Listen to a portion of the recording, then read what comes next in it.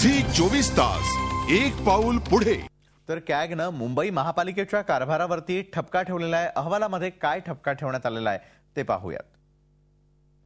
रस्त्यांच्या कामामध्ये 485 कोटींचा गैरव्यवहार, डांबरीकरण काँक्रिटीकरणाची कामं निविदा न मागवता दिली। काँक्रिटीकरणाची 469 कोटींची कामं 755 कोटींना देण्यात आली, तर डांबरीकरणाची 233 कोटींची कामं 405 कोटींना देण्यात आली।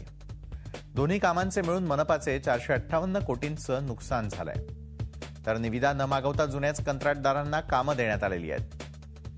खड्डे बुजवण्याच्या कामामध्ये पारदर्शकता दिसत नाही, तर यांत्रिकपणे खड्डे बुजवण्यात 2.34 कोटींचा वायफळ खर्च, तर कंत्राटदाराकडून 21 कोटींच्या सुरक्षा ठेवीची वसुली झालेली नाहीये।